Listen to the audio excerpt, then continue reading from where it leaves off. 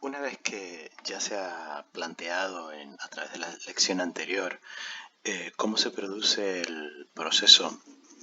de conformación de esa transición de lo que es la finalización de la República hasta la evolución, inicialmente pasando por el Principado para luego llegar hasta el modelo de lo que es propiamente el Alto Imperio y cómo pudimos ver a través de la lección del otro día que en realidad básicamente hasta finales del siglo segundo, pues esa ficción de mantenimiento del modelo republicano en el que la sustitución por la asunción del poder personalista del Princeps y luego del Imperator, pues en realidad nunca supuso abiertamente una ruptura con lo que eran las instituciones de la República, es decir, el Senado, la magistratura, etcétera, etcétera, pero a medida en que este proceso de transición pues se va consolidando y además empiezan a ostentar el poder imperial una serie de individuos que marcan una línea de gobierno pues muy personalista en la que el Senado o las instituciones tradicionales quedan cada vez más marginadas, pues obviamente lo que se va a pasar es a un modelo imperial abiertamente ya monárquico, es decir, en el que el poder recae sobre el individuo que consigue la corona imperial, bien sea por formar parte de una dinastía, es decir, como heredero designado por el anterior emperador, o bien tras el desarrollo de un conflicto militar en el cual el vencedor es el que se queda con todo. Esa es la dinámica que se va a desarrollar durante el periodo que se conoce normalmente como el Alto Imperio, ese periodo del Alto Imperio que abarca desde la propia figura de Octavio como fundador del nuevo modelo político y que va a tener una dinámica evolutiva exponencial, es decir, abiertamente transformadora y de consolidadora de este modelo, pues durante todo el siglo I y el siglo II después de Cristo. E incluso normalmente se suele situar el momento de transición de lo que es el Alto al Bajo Imperio tras la finalización de la dinastía de los Severos, que abarca los últimos años del siglo II y los primeros 20-30 años del siglo III. ¿Cuál es el contexto que lleva a la transición del Alto al Bajo Imperio? Pues básicamente un momento de crisis interna dentro del imperio, que es el que va a permitir que o va a suponer que todo lo que habían sido las dinámicas que se habían ido desarrollando durante ese Alto Imperio, pues queden durante un periodo relativamente largo en suspenso. La expresión crisis del siglo III ha quedado acuñada dentro de la historiografía y me imagino que a ustedes ya se las habrán, bueno, ustedes todavía no, pero ya cuando el año que viene vean la asignatura de historia medieval, pues les explicarán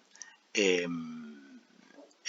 que la crisis del siglo III se suele utilizar también como un punto de inflexión para lo que es propiamente el inicio de las características que evolucionaron luego posteriormente a la alta Edad Media. Y aunque ese término de crisis del siglo III, como les decía, ha quedado acuñado en la historiografía como una especie de momento histórico definido, sin embargo, pues hoy en día pues está un poco más matizado en cuanto a su real incidencia. En realidad, la crisis del siglo III obviamente está definida desde un punto de vista objetivo porque está marcado por un periodo de anarquía militar tras la disolución o la finalización de la dinastía de los Severos, pues va a haber un periodo de luchas civiles permanentes en la cual los diferentes emperadores y aspirantes a emperadores utilizarán las legiones como vehículo para poder alcanzar el poder, y eso llevará a que el poder imperial sufra una inestabilidad importante, hasta el punto de que durante ese periodo que va desde el 235 al 285 va a haber hasta 20 emperadores, porque los emperadores, muchos de ellos no llegarán nunca a consolidarse en el poder y por tanto conformar sus propias dinastías, sino que se verán sustituidos o desplazados por otro aspirante que por medio de legiones da un golpe de estado en la provincia de turno y por tanto necesitará vencer al otro o acabar con el otro para quedarse con el poder, y eso va a traer consigo, por un lado, la ausencia de un poder político fuerte y centralizado, es decir, aquel que ostenta el imperio y esté en Roma no necesariamente va a tener la capacidad para imponer su dominio, su mando sobre todos los territorios del imperio, e incluso va a haber momentos donde esas usurpaciones del poder van a traer consigo escisiones territoriales, lo que se conoce como el periodo del imperio gálico, que se desarrolla durante la primera mitad del siglo III, en la cual pues todo el territorio de la Galia y parte de Britania va a estar fraccionado, es decir, va a romper la unidad política del imperio, o lo que se conoce como el reino de Palmira, es decir, la revuelta protagonizada por la reina de Palmira, que llevará a la ruptura de buena parte del Oriente, es decir, de toda la zona de Egipto, Siria, Palestina y una parte de Asia. Es decir, que esa ruptura territorial va a tener también consecuencias importantes, porque para luego poder volver a retornar a la unidad política, pues va a ser necesaria una intervención militar en la mayor parte de los casos. Es decir, todo este contexto de inestabilidad político-militar obviamente luego también va a tener consecuencias de carácter económico, puesto que la economía del imperio se va a ver fuertemente afectada por esta situación, y a su vez pues esa situación económica provocará transformaciones de tipo social, es decir, la sociedad romana se adaptará o evolucionará a la nueva coyuntura, y también esta situación de inestabilidad y de inseguridad política y militar va a tener consecuencias de carácter urbano, es decir, la crisis del siglo III, o ese periodo de inestabilidad que se desarrolla durante buena parte de la mitad central del siglo III, tiene consecuencias significativas, es un momento importante para la historia de Roma, sobre todo porque marca un antes y un después, pero como les decía, intentando también verlo dentro del contexto y sobre todo lo que va a pasar posteriormente, pues en realidad tampoco debe ser percibida como el fin del Imperio Romano. Es decir, lo que salió tras la crisis del siglo III fue un Imperio Romano renovado, transformado,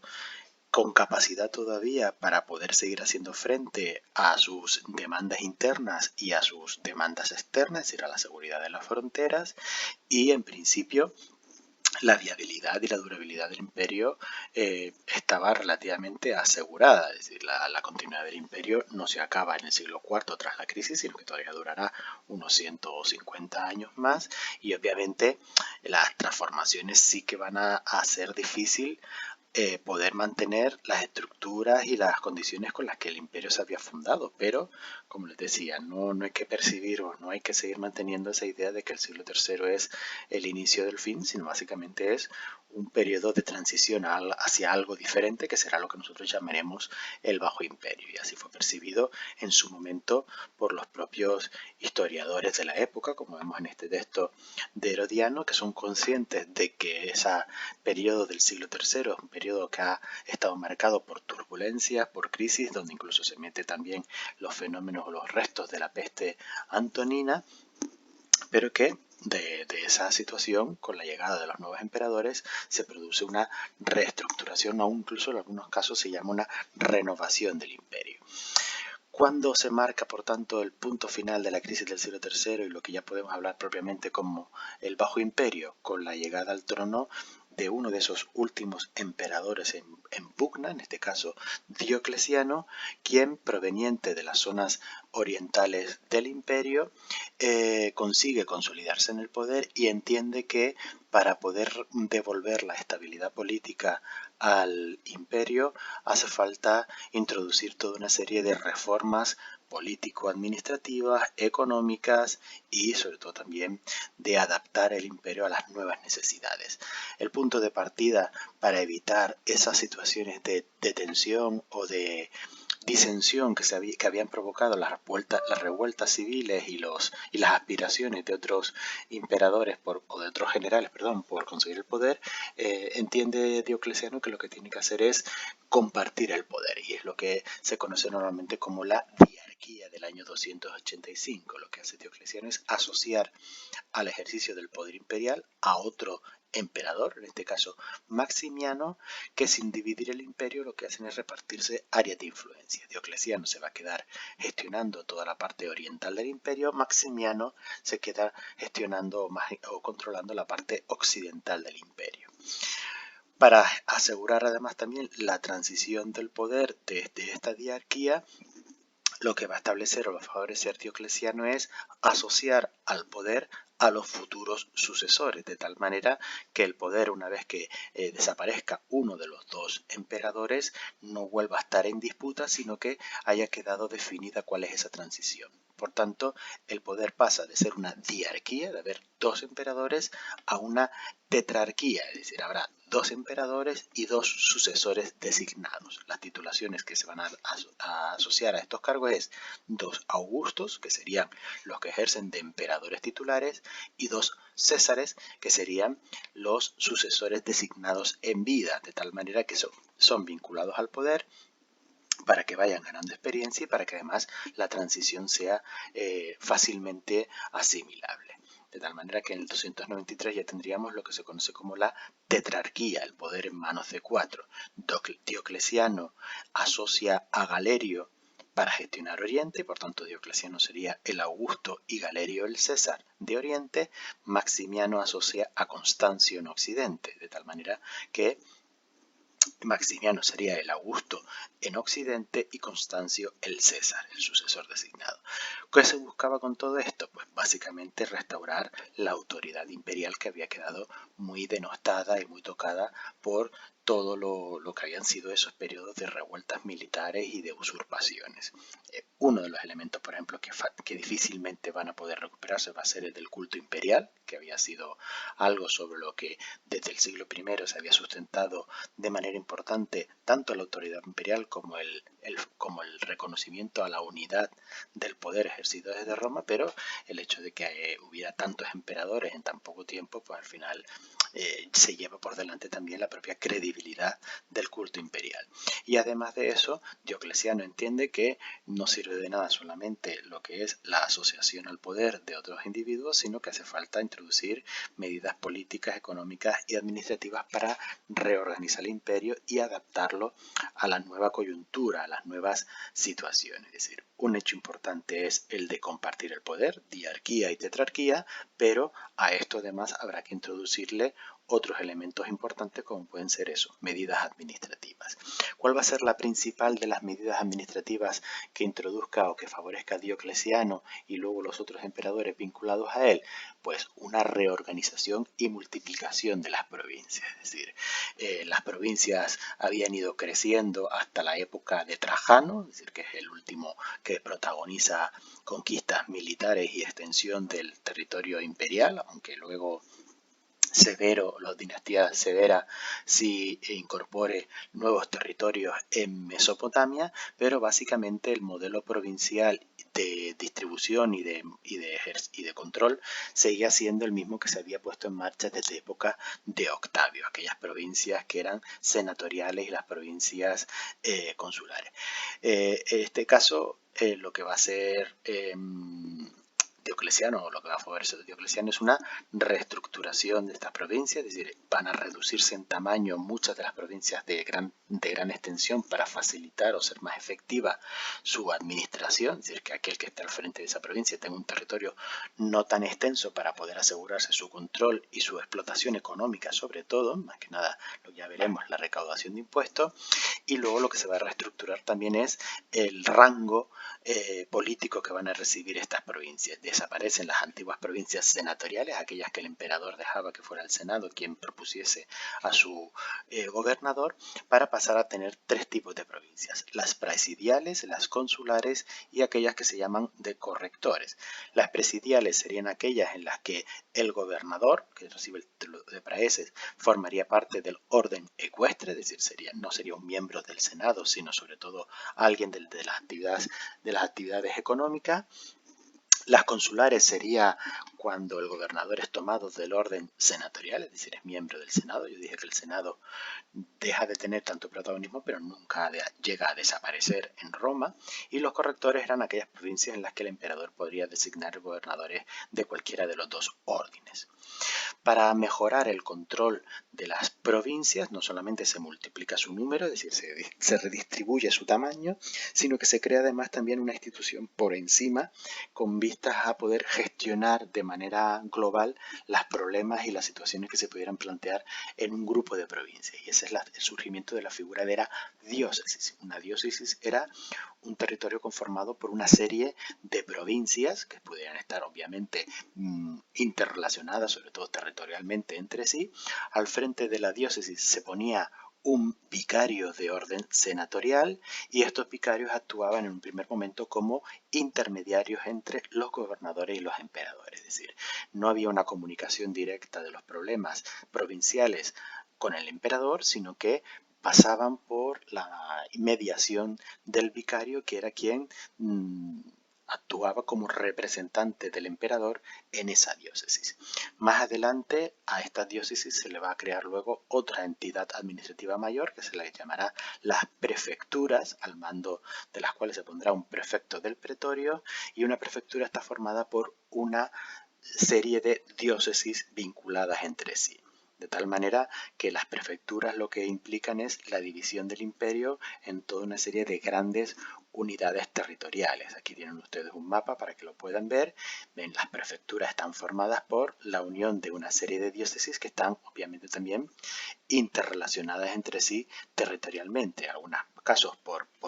historia, por vinculación histórica, y en otros casos principalmente por proximidad geográfica. Prefectura de Oriente, la prefectura de Iliria, que tendríamos todo el territorio de lo que sería la península del Peloponeso y de los Balcanes, Italia, y la prefectura de la Galia, que sería Hispania, Galia y Britania, más la prefectura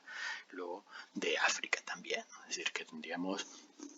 solamente lo mismo que luego la diócesis. Como les decía, la diócesis es el resultado de la unión de una serie de provincias. La diócesis de Hispania incluiría todas las provincias de la península ibérica, que han surgido además dos más. Teníamos 3 provincias desde la época de Octavio, pues lo que se hace es dividir la tarraconense y la lusitania en 2 para sacar 5 provincias, y además se le junta, en este caso, la africana,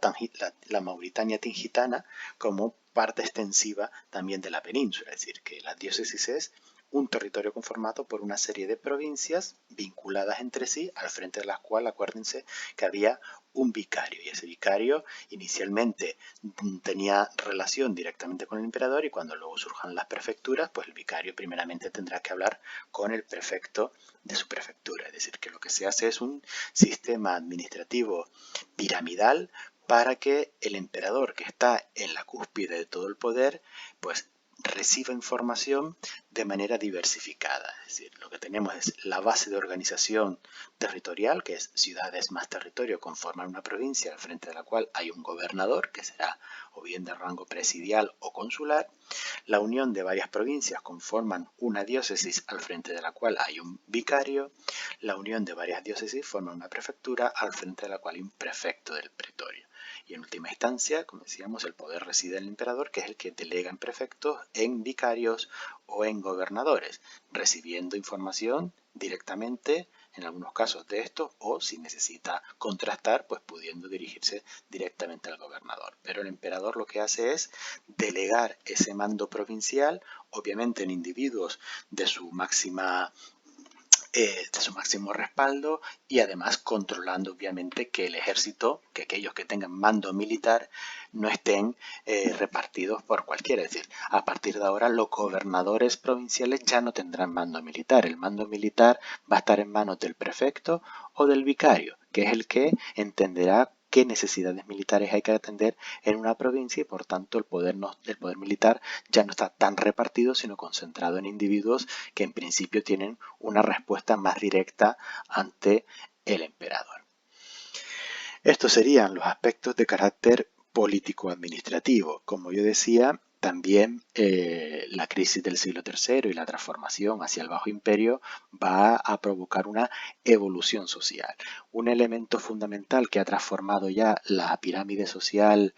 en el Imperio Romano es, como vimos en la sesión anterior, el edicto de Caracalla del 212, que lo que hace es conceder la ciudadanía a todos los habitantes del imperio. A partir de ese momento, el criterio de ciudadanía o no ya no va a ser el principal factor de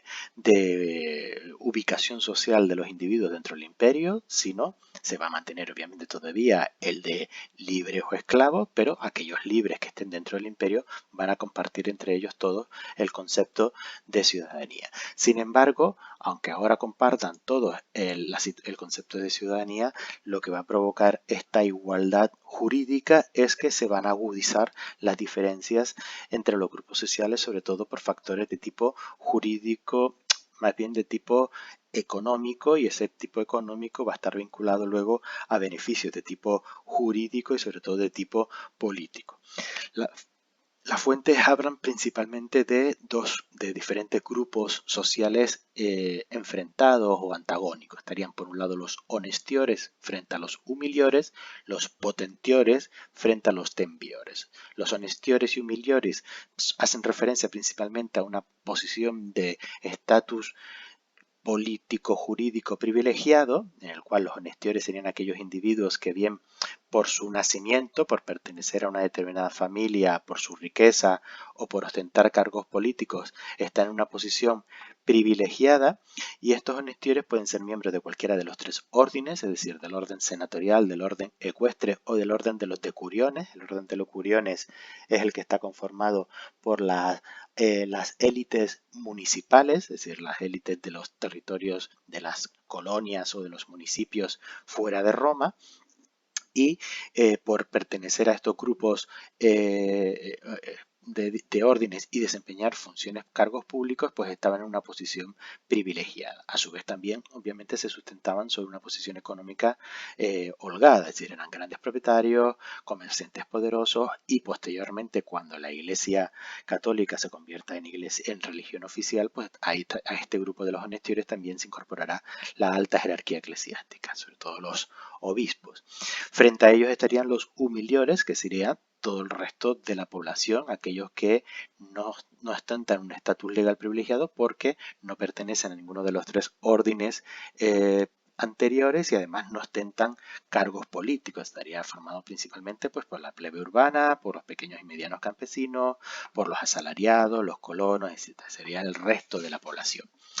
La trasladación de estos honestiores humiliores a la palabra potentiores y tembiores sería: potentiores serían los ricos, los tembiores serían aquellos que no tienen recursos económicos. En torno a todo esto se irá articulando luego un nuevo marco de relaciones que sustituirá el de la clientela que había definido las relaciones de vinculación social en Roma desde época casi de la monarquía, para ser sustituido por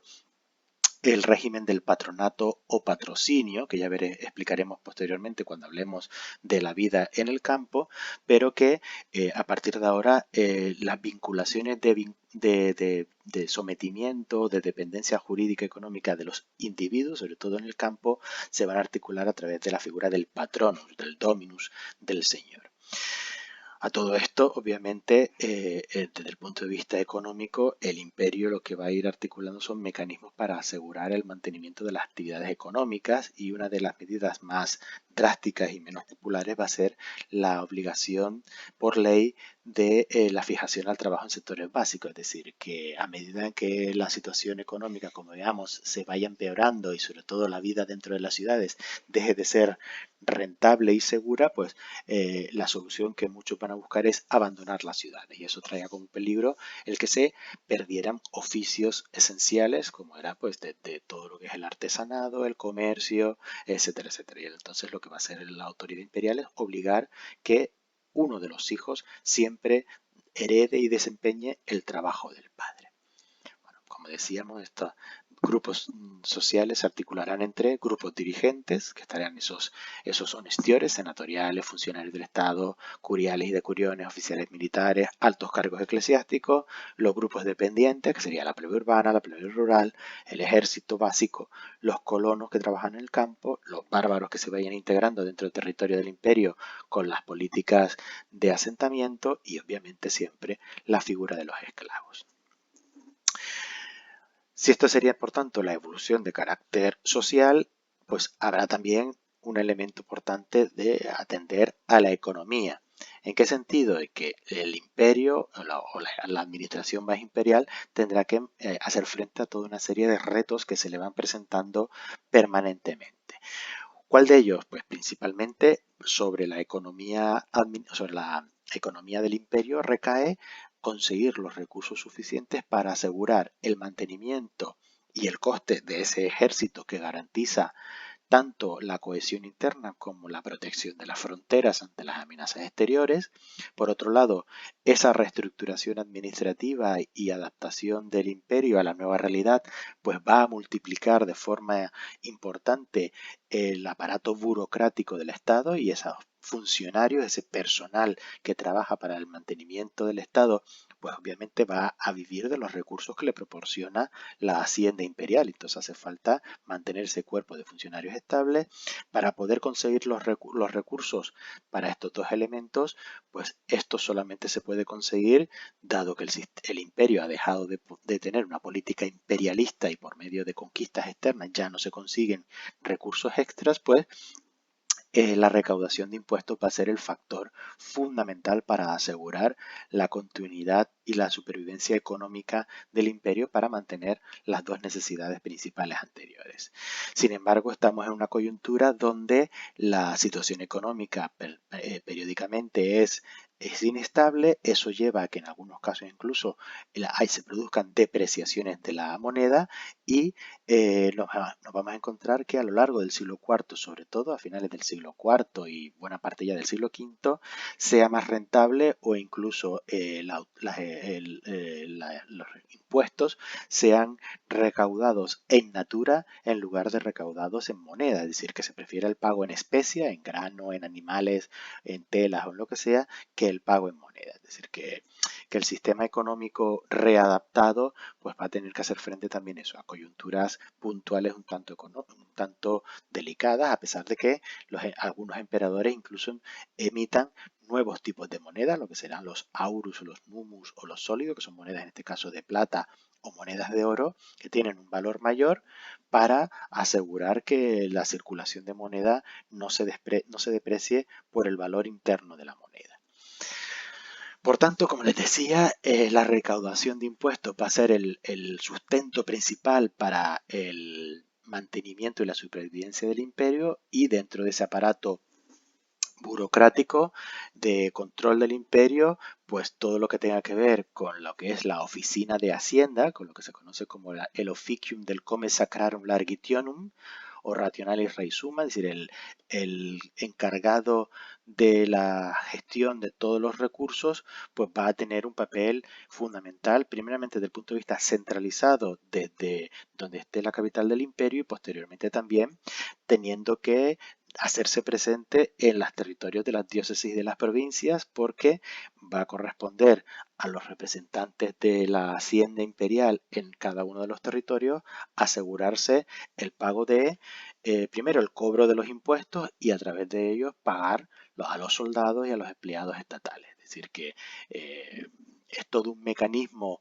interrelacionado y engrasado en el cual, para asegurar el funcionamiento del sistema, es decir, que haya soldados, que los soldados cobren, o que haya funcionarios, que los funcionarios cobren por su trabajo, hace falta que la afluencia de los recursos provenientes de la recaudación de impuestos principalmente esté asegurada. Estos ingresos provenían principalmente de diferentes vías, sobre todo de lo que es el pago de impuestos por lo que sería el movimiento de mercancía, lo que se conocen como el portuarium o telonerum, que son el pago el gravamen sobre el movimiento de mercancías, toda mercancía que salía, que pasaba entraba o salía de las ciudades, que pasaba por determinados puntos de aduana, o aquella, por ejemplo, que se embarcaba en los puertos para ser exportada, pues estaba sometida a un cargo. Por ejemplo, en Hispania sabemos que el portuario, es decir, la mercancía que salía de los puertos, estaba gravada con un 2%. Luego también en momentos puntuales desde la administración imperial se van a emitir lo que se conocen como impuestos de clase, es decir, impuestos extraordinarios que se van a ejercer sobre todo a los miembros del orden de los honestiores, es decir, los miembros privilegiados, pues como el un coroniarium, por ejemplo, que era en ocasión a la subida al trono de un nuevo emperador, pues se pedía que se emitiera un impuesto voluntario, entre comillas, para recaudar ingresos extras. El oblaticum pues era para los senadores, aquellos que estaban vinculados a celebraciones, por ejemplo, cada 5 años se cobraba en oro, en plata el impuesto, pues para celebrar la subida al trono del emperador, es decir, toda una serie de impuestos extraordinarios no regulares para conseguir acceso a recursos extras cuando las necesidades lo hacían. Sin embargo, el sistema fiscal que afectaba a todos los habitantes del imperio era el que ya se había generalizado desde la época de Caracalla, con la generalización de la ciudadanía a todos los individuos, y lo que hace Diocleciano es adaptarlo o reformarlo a las nuevas circunstancias. Ese nuevo sistema fiscal va a ser denominado el de iugatio capitatio, es decir, aquel que afecta tanto a las tierras que se poseen, las iugera, como una renta o como el pago de una renta vinculada a la persona, a la capita. ¿De acuerdo? Es una adaptación, como decíamos, de los antiguos impuestos que ya existían, que se recaudan a nivel provincial, pero que estaban en última instancia controlados por los prefectos del pretorio de cada una de las prefecturas. La capitatio, como decía, incluía a los individuos, era una capitatio humana o una capitatio animal, es decir, se pagaba por persona y por reses, es decir, por posesión de animales. Y la iugatio era un impuesto también que se calculaba en torno a las rentas que las tierras que tenía uno producían. Se recogía principalmente en natura, si era posible, como decía antes, porque el valor de la moneda estaba muchas veces sometido a su devaluación y hacía poco real o poco efectiva el cálculo periódico que se hacía sobre él. En cualquier caso, sobre este modelo de sistema impositivo, pues, o la imposición y las necesidades que este modelo impositivo van creando, pues van a provocar también toda una serie de transformaciones de carácter económico, obviamente, que tendrán consecuencias también en la evolución del paisaje rural. ¿Qué significa esto? Es decir, las necesidades para la subsistencia de la hacienda imperial residían principalmente sobre la eficiencia en la recaudación de impuestos. La recaudación de impuestos estaba articulada en torno a los censos de los individuos, esos censos que llevaban los funcionarios locales, y esos censos eran los que recogían, sobre todo, pues, cuántos miembros había por unidad familiar, cuáles eran sus tierras, etcétera, etcétera. ¿Cuál era el espacio más idóneo para asegurar la recaudación de impuestos? El contexto urbano. Por tanto, a medida que el sistema impositivo se vaya haciendo cada vez más estricto y las condiciones de vida para poder obtener recursos suficientes con los que poder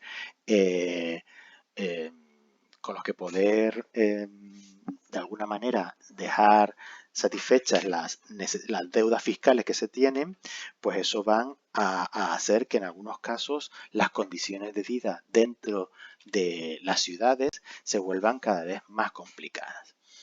Si a eso le juntamos que esa situación económica complicada va a traer consigo que poco a poco el pequeño y mediano propietario que quedaba o que había podido ir surgiendo a medida de que se hacían esas donaciones de tierra, fundación de nuevas colonias, etcétera, etcétera, pues ese pequeño y mediano propietario cada vez va a tener más complicado tener recursos con los que garantizar su supervivencia y el pago de los impuestos. ¿Qué va a suponer eso? Pues que esos pequeños y medianos propietarios tendrán que ir vendiendo sus tierras para poder hacer frente a sus necesidades o a sus deudas con Hacienda. Por otro lado, las ciudades se convierten en un lugar donde es más fácil ser controlado para la recaudación de impuestos, y eso va a llevar a que muchas de las élites locales, aquellas que tienen recursos y que intentarán de alguna manera evadirse o buscar los mecanismos para evadirse de la presión fiscal ejercida por el Estado, pues tenderán a ausentarse cada vez más de sus residencias urbanas, es decir, los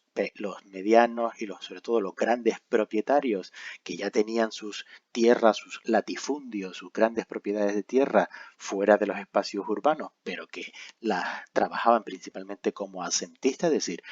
vivían principalmente en la ciudad porque la ciudad era el lugar donde se decidía todo y donde se podía ejercer el poder político y la influencia, y por tanto las villas, sus grandes tierras eran explotadas pues por esclavos y por representantes suyos, por capataces. Ahora van a empezar a ausentarse cada vez más de la ciudad para que no sobrecaiga sobre ellos la carga fiscal, y tenderán a ir trasladando a su residencia de manera cada vez más permanente al espacio rural, de tal manera que las villas se van a empezar a convertir, o los latifundios, y con las residencias que los grandes propietarios van a trasladar a esos latifundios, empezarán a convertirse en el lugar donde residan de manera permanente las élites locales, y por tanto también van a ser el lugar de atracción de la búsqueda de empleo de aquellos individuos que ya no tienen tierra o que en las ciudades no pueden encontrar trabajos con los que obtener recursos para sobrevivir. Esto es lo que va a provocar, como yo adelantaba antes, el desarrollo del sistema de colonato-patronazgo. ¿Por qué? Porque el modelo de funcionamiento a partir de ahora va a dar un giro. Los pequeños y medianos propietarios que han tenido que vender sus tierras pues se convierten ya en jornaleros, es decir, no tienen recursos y dependen de que otro señor les dé sus tierras, les dé tierras con las que trabajar. Los obreros que había en las ciudades, pues poco a poco ven que en las ciudades también cada vez hay menos recursos. Y por otro lado, los grandes propietarios que tienen esos latifundios en explotación, y sobre todo además en explotación de productos de carácter de monocultivos, las grandes explotaciones de olivos, de vid, o incluso aunque introduzcan una multiplicidad de recursos, tienen una necesidad principal, que es la de mano de obra. El modelo latifundista que había ido creciendo en Roma, con el Imperio Romano, a partir del siglo II a.C., cuando Roma se lanza a la expansión territorial, se había sustentado principalmente sobre un elemento que había hecho rentable ese modelo de grandes superficies explotadas agrícolamente, que era el modelo de obtención de mano de obra esclava. ¿Por qué? Porque conseguir esclavos en un contexto romano de expansión territorial era relativamente barato, puesto que Roma estaba siempre embarcada en conquistas territoriales, y el resultado de esas conquistas territoriales, además del botín en metálico que se pudiera conseguir, siempre eran esclavos que llenaban los mercados de esclavos de todo el imperio y hacían que comprar un esclavo fuera barato y rentable. Comprabas un esclavo y desde el día siguiente ya estaba trabajando, producía todo lo máximo, rentabilizabas la inversión, y en el momento que dejaba de ser rentable lo podías sustituir por otro. ¿Qué ocurre? Que desde el momento en que Roma, a partir del siglo II después de Cristo, deja de embarcarse en grandes empresas militares, es decir, solamente Trajano y como dije antes, Severo, son los únicos que protagonizan campañas militares importantes, y aún así no traen consigo como resultado grandes territorios ni grandes recursos y mucho menos grandes contingentes de esclavos, pues desde finales del siglo II después de Cristo la mano de obra de esclavas se ha ido encareciendo cada vez más, puesto que hay que traerla desde territorios extraimperiales, es decir, de las rutas caravaneras de territorios fuera del imperio. En el norte de África, pues las rutas caravaneras que van entrando hasta el África subsahariana o puntualmente las rutas de esclavos o los esclavos que se puedan traer desde Oriente o los que se puedan traer puntualmente de territorios del norte de Europa. Pero obviamente el coste es mucho mayor. ¿Qué significa esto? Que estos grandes latifundistas necesitarán ir reconvirtiendo su modelo de explotación agrícola de un sistema basado en la mano de obra esclava, que era la que lo rentabilizaba, a un modelo basado en la mano de obra libre, en teoría, que sería la de los jornaleros. Como además estos jornaleros precisan del propietario para que les dé tierras para poderlas explotar en régimen de explotación, es decir, de pagar una cuota anual por las tierras concedidas, pues esto va creando un nuevo sistema de patronato, que es lo que les decía. Es decir, el dominus, el dueño, el gran latifundista, va concediendo lotes de tierra o concede lotes de tierra a esos jornaleros para que trabajen y se las exploten a cambio de una cuantía. Obviamente lo que va a hacer el gran propietario es ir obligando a que esos campesinos, a esos colonos, que van a recibir el título a partir de ahora de colonos, que se vinculen a él para la obtención de esos lotes de tierra, no es un mero contrato comercial o mercantil, sino que va a ser un contrato de vinculación personal, de tal manera que el gran propietario, para asegurarse que va a tener gente trabajando sus lotes de tierra, no solamente les da el lote, sino que les obliga a que ellos y sus descendientes se vinculen a la parcela de tierra que se les ha dado. De tal manera que el jornalero, el colono, en el momento que acepta esa vinculación, se somete al patronato de su dominus, del señor, de tal manera que el señor se convierte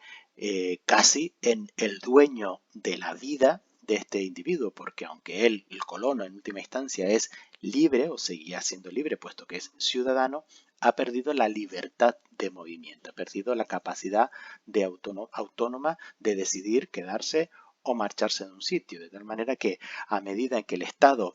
va perdiendo la capacidad de gestionar y de controlar a sus ciudadanos y estos ciudadanos se convierten indirectamente en sometidos o en vinculados a otra autoridad intermedia, que es la del gran propietario, la del patrón o la del dominus, pues vamos sentando las bases de lo que luego en la alta Edad Media y ya de forma más clara en la plena Edad Media será la figura del siervo dentro del feudo, es decir, que en el contexto del patronato o del colonato, son otros términos que ustedes pueden escuchar para describir esta relación, estarían sentándose las bases de la futura sometimiento a la tierra del siervo en el sistema feudal alto medieval. Porque en el momento en que el individuo deja de ser ciudadano libre y que solo responde ante el emperador para tener a alguien que vela por medio, puesto que el patrón obviamente no solamente le va a conceder las tierras, sino también le va a garantizar la protección ante ataques, ante la persecución del Estado o ante cuando lleguen, por ejemplo, empiecen a entrar las llegadas de tribus germanas que puedan suponer una situación de inestabilidad militar, es decir, que la situación del colonato implica no solamente una vinculación contractual con la explotación de la tierra, sino un sometimiento también de protección y de ayuda o de auxilium que el señor se compromete a darle al colono, ¿no? De tal manera que el modelo de funcionamiento de Roma, que se ha sustentado principalmente en torno a la ciudad, poco a poco las ciudades se van abandonando, no todas obviamente, pero sí pierden población, pierden sobre todo la capacidad económica de sus dirigentes que se ausentan cada vez más para trasladar al contexto del latifundio, como decíamos,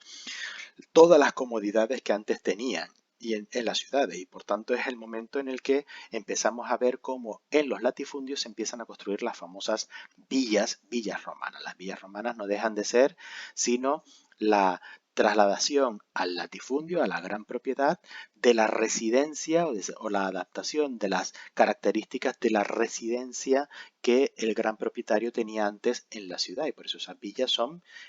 no solamente una simple casa, sino una casa con todas las comodidades posibles que alguien podía obtener en la ciudad. No solamente la residencia, sino pues baños, lugares de ocio, etcétera, etcétera. En cualquier caso, la realidad política y social y económica de Roma durante el Bajo Imperio, pues ya a finales del siglo IV es consciente de que las situaciones, la coyuntura, tanto la económica como la convulsión política, hacen difícilmente la permanencia o la continuidad del modelo que se había intentado introducir en época de Diocleciano, y lo que nos encontramos ya a finales del siglo IV es un elemento que hasta ese momento se había producido de forma anómala, pero que ahora va a ser sancionado por ley. Es lo que se conoce como la descomposición de la unidad política. Tras la finalización del mandato del emperador Teodosio a finales del siglo IV, decide repartir el imperio entre sus dos hijos, entre Arcadio y Honorio, y por tanto ya entraríamos en el siglo V con el imperio dividido de manera formal y administrativa en dos partes, la parte occidental y la parte oriental. A partir de este momento, aunque el imperio formalmente siga siendo un único imperio, las dinámicas que cada una de las partes del imperio van a experimentar ya seguirán vías totalmente distintas. La capital del imperio oriental se establecerá en la ciudad de Constantinopla, la ciudad de Estambul o Nueva Roma, como se había bautizado inicialmente. Inicialmente la capital del imperio de la parte occidental se mantendrá en Roma, luego se trasladará a Rávena por cuestiones de facilitar la administración, sobre todo porque además desde el punto de vista defensivo Rávena era mucho más fácilmente defensible, pero obviamente esa división administrativa que lo que busca es hacer más efectiva la administración interna del imperio, pues tendrá que empezar a hacer frente o tendrá que enfrentarse de manera ya directa a toda una serie de situaciones que antes ya habían empezado a hacerse evidentes, que era la presión que desde la zona de la frontera del Danubio y de la frontera del Rin estaban ejerciendo diferentes pueblos germanos que buscan en algunos casos de manera pacífica y en otros casos obviamente de manera militar, introducirse dentro de los territorios romanos. De tal manera que las invasiones germanas que se van a ir produciendo, que ya se habían hecho evidentes desde el siglo III, pero que en el cuarto y ya abiertamente en el quinto van a rebasar las capacidades defensivas del limes establecido en el Rin y en el Danubio, pues terminarán por acelerar la descomposición, primeramente de la parte occidental del imperio, con la ruptura del imperio, primeramente desde el punto de vista provincial, pues con la llegada de los visigodos a la península ibérica, aunque antes ya habían llegado los vándalos, los suevos y los alanos, con la pérdida de la Galia con los francos y luego finalmente la caída de Italia con los ostrogodos, o puntualmente también el imperio romano de Oriente, que tendrá que frenar el intento de entrada de los ostrogodos por la parte del Danubio, y luego tendrá que hacer frente también al conflicto con las poblaciones persas que están a su espalda y que también son el otro enemigo por antonomasia del imperio. De tal manera que con esto tendríamos nosotros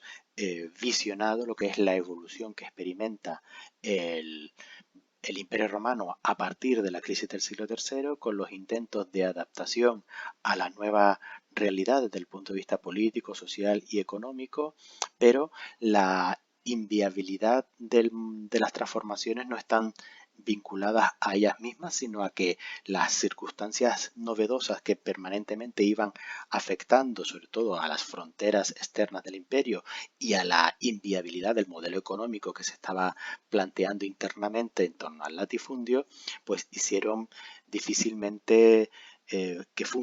no permitieron que funcionara los intentos de reforma iniciados por Diocleciano y por los emperadores siguientes. Con esto tendríamos visto nosotros la parte que yo les había planteado vinculada a la historia de Roma y ya nos quedaría solamente acabar el temario en la próxima sesión.